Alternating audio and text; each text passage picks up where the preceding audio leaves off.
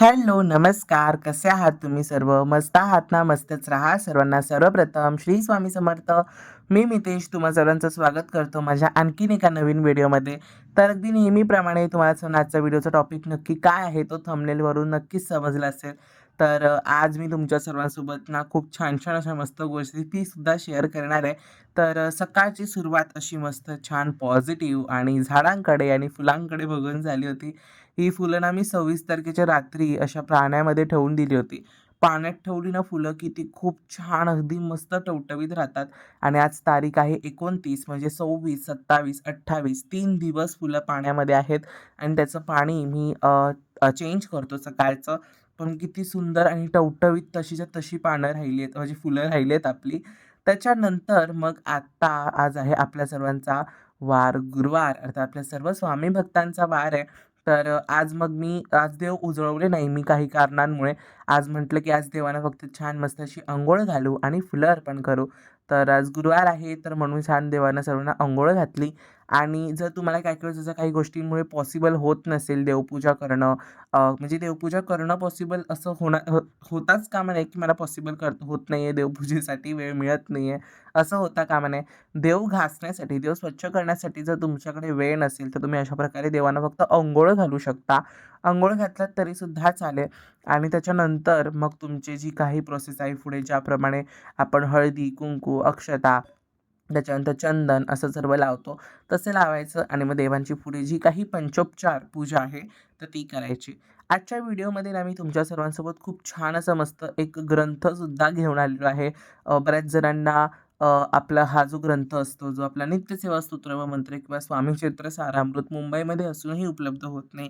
तर त्यांनी त्यांच्यासाठी एक सुंदर मस्त ग्रंथ घेऊन आलोय, जो तुम्हाला दादरमध्ये उपलब्ध होणार आहे. कुरिअरचं मी काही गोष्टी असतील तर मी सांगितलं असतं, पण त्याच्यावरती काहीतरी आपण मार्ग काढूच. तर आता छान सर्व देवांना आम्ही अंघोळ घालून झाली आहे आणि देवांची अंघोळ झाल्यानंतर हे जे माझ्या घरात जे काही यंत्र आहेत देवघरामध्ये, त्यानंतर कासव, त्यानंतर शंख असं जे आहे देवांच्या अंघोळीनंतरच मी त्यांना ते अंघोळ घालतो. तोपर्यंत मी त्यांना तशी अंघोळ घालत नाही. सर्वप्रथम तर देवांची पूजा म्हणजे देवांची जी काही अंघोळ आहे ती झाल्यानंतर तुमच्या देवघरात जी काही यंत्र असतील किंवा शंख, कासव त्यांना मग तुम्हाला अंघोळ घालायची. त्यांना पहिली अंघोळ घालायची नाहीये. त्याच्यानंतर मग आता सर्व देवांना छान चंदन लावतोय.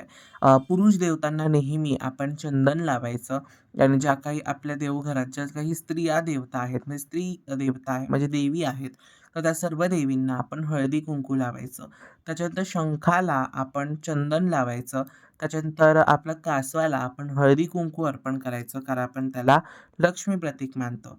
त्याच्यानंतर मग संपूर्ण देवांना छान फुलं अर्पण केली. आज माझ्याकडे झेंडूचीच फुलं होती. मग आज मी तीच सर्व देवांना अर्पण केली. पण पूर्ण देवघर असं मस्त छान पॉझिटिव्हिटीने आणि खूप पवित्र असं वाटत होतं. त्याच्यानंतर त्यातल्या त्यात अशी सुंदर ही अगरबत्तीसुद्धा होती. आणि अशा आता मी नवीन-नवीन अगरबत्त्या घेऊन आलो आहे. त्याचा व्हिडिओ मी नक्की शेअर करणार आहे तुमच्या सर्वांसोबत. खूप सुंदर वाटतात अगरबत्त्या ह्या आणि एकदा तरी नक्की मी तुमच्या सर्वांसोबत शेअर करणार आहे. तर मग देवांना छान नमन करायचं, स्वामींचं नामस्मरण करायचं आणि अशाच प्रकारे छान देवाला नतमस्तक व्हायचं आणि अशा प्रकारे माझी आजची अर्थात आपल्या गुरुवारची पूजा खूप सुंदर झाली आहे. कशी झाली मला कमेंट्समध्ये नक्की सांगा. त्याच्यानंतर आणखीन कमेंट आली होती, की "मितेश दादा देवघराच्या मंगल कलशाला तू कवड्यांची माळा घातली तर तशी चालते का?" तर "हो, चालते. त्याच्यात काही नाही." कारण तो आपल्या कुलदेवीचाच कलश असतो. तर चला देवपूजा वगैरे झाली आहे. आता आपण आपल्या मोठ्या टास्ककडे वळूया. तो म्हणजे आजच्या रेसिपी व्हिडिओकडे आपण वळूयात. तर शेगडीची पण पूजा झालेली आहे. त्याच्यानंतर आता आपण सुरुवात तर चटणीपासून करतोय. उडपी स्टाईलमध्ये थोडंसं वेगळ्या पद्धतीने आपण ही चटणी करतोय. अगदी कन्नड स्टाईलमध्ये वगैरे असते ना, तशा प्रकारे बघू. पण खरंच खूप छान झाली होती चटणी. ओके. तुम्ही सर्वांनी सुद्धा नक्की ट्राय करा. तेल घ्यायचं आहे तव्यामध्ये किंवा पॅनमध्ये. त्याच्यानंतर मग त्यामध्ये आपल्याला 2 मिरच्या घेतल्या तुमच्या तिखटानुसार तुम्ही घ्या. 2 मिरच्या घेतल्या. त्याच्यानंतर मग मी आलं आणि लसूण घेतलं. ते पूर्ण तेलामध्ये छान भाजून घ्यायचं थोडंफार. त्याच्यानंतर अर्धा एक कांदा घेतला मोठ्या साईजचा. मोठ्या साईजचा तो अर्धा घेतलाय. तो त्यामध्ये चिरून घातलाय. त्याच्यानंतर ह्यामध्ये फुटाण्याची डाळ घेतली. जर तुमच्याकडे फुटाण्याची डाळ नसेल तर मग तुम्ही आपलं चण्याची डाळ असते ती घालू शकता. ती घालून तिला 2-3 मिनिटं परतून घेतलं आणि त्यामध्ये 2 मोठ्या साईजचे टोमॅटो चिरून घातले आणि ह्या प्रकारे त्याला थोडंसं भुनलं. अगदी ह्याच्या स्टेपनंतर गॅस बंद करायचा आणि मिक्सरमध्ये वाटून घ्यायचं. त्याच्यानंतर त्याच्यामध्ये मीठ वगैरे घालायचं आणि थोडीशी कोथिंबीर तुम्ही घालू शकता. कोथिंबीर ऑप्शनल आहे. नाही घातलात तरी चालेल, घातलात तरी चालेल. ओके. कोथिंबीर तशी ऑप्शनल आहे. त्याच्यानंतर त्याला वाटून घ्यायचं. त्याला अजिबात आपल्याला हे नाही करायचं आहे म्हणजे पूर्ण भाजत द्यायलाचा वेळ नाही बसायचा आहे. पटकन करायचं आहे. एखादी वाफ काढायची आणि पटकन करून टाकायचं किंवा ते थंड होईपर्यंत त्याच्यात ते शिजून जातं. त्याच्यानंतर मग मी अप्पे आता करून घेतोय. अप्पे म्हणजे मी छान बारीक भाज्या चिरून घातल्या होत्या आणि त्या पण खूप मस्त लागत होत्या आणि खरं सांगू चटणी एक नंबर झाली होती. मी तरी पहिल्यांदा अशा प्रकारची चटणी बनवली आणि तुम्ही सर्वांनी सुद्धा नक्की ट्राय करा. जर तुम्हाला शक्यतो मी तरी सांगेन चणा डाळ वापरण्यापेक्षा ही जी फुटाण्याची डाळ असते ना, तर ती तुम्ही वापरा. ती मस्त लागते ह्याच्यामध्ये आणि टेस्ट म्हणाल तर अगदी असं रापचिक होते. खरंच खूप सुंदर होते. तुम्ही नक्की ट्राय करा. त्याच्यानंतर चटणीला मस्त आहे ना वरनं तडका द्यायचा. मी दिला होता, पण ते एवढं काही त्याच्यात दिसत नाहीये. पण आणि छान असे मस्त खरपूस अगदी कुरकुरीत झाले होते असे अप्पे. तर ते सुद्धा मी मस्त एन्जॉय करतोय आणि रेसिपी तुम्ही सुद्धा नक्की ट्राय करा चटणीची आणि मला कमेंट्समध्ये नक्की सांगा, की कशाप्रकारे झाली. उडुपी स्टाईल ग्रीन चटणी बनवली आहे. कशी झाली मला कमेंट्समध्ये नक्की सांगा. का सोनाश्री स्वामी समर्थ की जसं की तुम्ही बघितलंत आज आहे आपल्या सर्व स्वामी भक्तांचा वार गुरुवार आणि खूप छान अशी आपली आजची पूजा झाली आहे. त्याच्यानंतर मग मी तुमच्या सर्वांसोबत थोडीशी अशी वेगळ्या स्टाईलमध्ये एक चटणीची रेसिपी शेअर केली. म्हणजे प्रॉपर असं उडपी स्टाईलमध्ये नाहीये कारण तशी तर आपल्याला बनवताच येणार नाही जसे ते लोकं बनवतात. पण त्याच्याशी संलग्न आपण काहीतरी नवीन करण्याचा प्रयत्न केला आणि खरंच सांगू खूप छान झाली आहे चटणी आणि टेस्टला सुद्धा खूप छान लागत होती आणि अप्पेसोबत किंवा तुम्ही उत्तप्पा किंवा डोसा अशा सोबत वगैरे पण तुम्ही ही चटणी खाऊ शकता. खूप सुंदर लागते. अगदी छान टेस्ट येते. तुम्ही नक्की ट्राय करा आणि मला सुद्धा कमेंट्समध्ये नक्की सांगा, की तुम्ही ट्राय केल्यानंतर कशी टेस्ट झाली आहे. पण जे प्रमाण मी सांगितले किंवा जे काही गोष्टी सांगितल्या त्याच्यानुसारच ती बनवा. मग ती आणखीन सुंदर होईल. त्याच्यानंतर आणखीन एक काही गोष्टी आज मी तुमच्यापर्यंत पोहोचवणार आहे ते म्हणजे खूप जणांचे असे मला प्रश्न असतात, की दादा तू जी पुस्तकं दाखवतो नित्यसेवेबाबतीत अर्थात ते आपलं नित्यसेवा स्तोत्र व मंत्र व स्वामींचं जे सारामृत आहे, तर त्या दोन्ही पुस्तकं किंवा ते ग्रंथ आम्हाला उपलब्ध होत नाहीत किंवा आमच्या इथे मठ जवळपास नाहीये वगैरे. मुंबईमध्ये असूनही आम्हाला ते पुस्तक उपलब्ध होत नाहीये. तर असे सुद्धा बरेच जण आहेत. तर त्यांच्यासाठी एक नवीन गोष्ट मी तुमच्या सर्वांसाठी घेऊन आलोय. ते म्हणजे स्वामी महाराजांचा एक नवीन छोटासा ग्रंथ नित्यसेवेचा तो मी तुमच्या सर्वांसाठी घेऊन आलेलो आहे.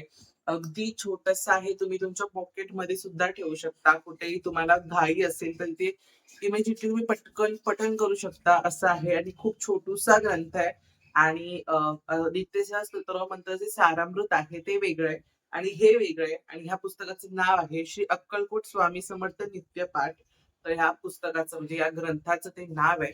तर हा ग्रंथ मी कुठून घेतला? खूप छोटा आहे. तुम्ही बघू शकता तळहाता एवढा पण नाहीये. खूप छोटा आहे मस्त.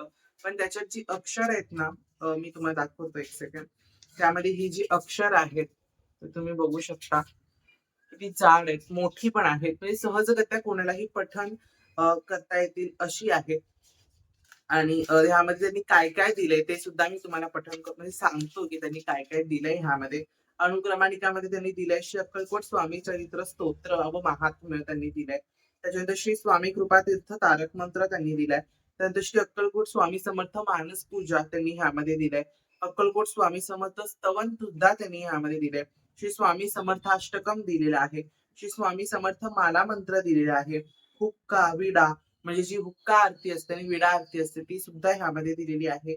श्री स्वामी समर्थ 108 नामावली म्हणजे 108 वेळा जे स्वामींचं नाव आहे ते यामध्ये दिलंय. त्याच्यानंतर सिद्ध मंगल स्तोत्र मी तुम्हाला ह्याची सुद्धा सेवा लवकरच सांगणार आहे सिद्ध मंगल स्तोत्राची. तर ती सुद्धा आहे. त्याच्यानंतर मठामध्ये नेहमी म्हटली जाणारी आरती ते सुद्धा ह्याच्यामध्ये दिलेलं आहे. आणि खूप जाड असं सुंदर पुस्तक आहे. तुम्हाला हवं असेल तर हे कुठून घ्यायचं? तर मी तुम्हाला सांगतो कुरिअरचा ऑप्शन अवेलेबल होणार नाही कारण ज्या ताईंकडनं हे मी घेतलंय त्या एकट्या ह्या गोष्टीचा बिझनेस करतात. तर मग त्यांना कुरिअरचा हा ऑप्शन होणार नाही. पण तुम्हाला मी एक्झॅक्टली ॲड्रेस आहे ते सांगतो. आपलं दादरचं श्री स्वामी समर्थ मठ आहे. आपल्या दादरला खूप जुनं मठ आहे. तिकडेच बाहेर पुढे जेव्हा तुम्ही स्टेशनला जाल ना, म्हणजे स्टेशनवर जर तुम्ही मठाकडे येतात, तेव्हा सुद्धा तुम्हाला पायफुटला एका साइडला त्या ताई बसलेल्या भेटतील. खूप मोठं म्हणजे दुकान आहे त्यांचं. छान बसतात ते तिकडेच. पण खूप सारी पुस्तकं, ग्रंथ त्यांच्याकडे अवेलेबल आहेत. त्यांच्याकडनं तुम्ही हे ग्रंथ घेऊ शकता.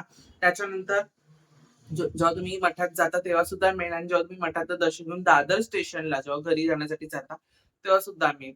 तर त्यांच्याकडनं हे पुस्तक घेतलं. या पुस्तकाची एम-आर-पी आहे फक्त आणि फक्त ₹20 ह्या पुस्तकाची प्राइस आहे. अगदी छोटूसं पुस्तक आहे. तुम्ही तुमच्या देवघरामध्ये असे जे प्लेट्स असतात ना, आपण पुढे अशा प्रकारचं बनवून घेतो. तर त्याच्यावरती सुद्धा तुम्ही ही तुमचा ग्रंथ हा ठेवू शकता. खूप सुंदर आहे. नक्की घ्या, ह्याचा मी फोटो तुम्हाला देईन पुढे. आणि असंच सेम ह्याच्यात त्यांच्याकडे बरीचशी अशी व्हरायटी आहे. जर तुम्हाला काही वेगळं हवे असेल तर तुम्ही यातनं वेगळं सुद्धा काहीतरी घेऊ शकता. खूप असंख्य अशी त्यांच्याकडे व्हरायटी आहे. जर तुम्ही अजूनही गेलात नसाल तर नक्की जा. दादरचं मठ आहे. तर तिकडेच ते ताई बसलेल्या असतात आणि तुम्हाला ह्याचा फ्रंट आता उलटं दिसत असेल, पण मी तुम्हाला बॅक कॅमेराने नक्की दाखवेन. ओके. तर ते तुम्हाला नक्की मिळून जाईल. खूप सुंदर पुस्तक आहे. डेलीचं जर तुम्हाला घाई गडबड असेल, तर तुम्ही कुठे ट्रॅव्हलिंगमध्ये घेऊन जाऊन पठण करू शकता. एवढं पॉसिबल आहे. त्यानंतर आपलं नित्यसेवा स्तोत्र व मंत्र ते तुम्हाला लालबागचं श्री गुरुकृपाचं स्टोअर आहे.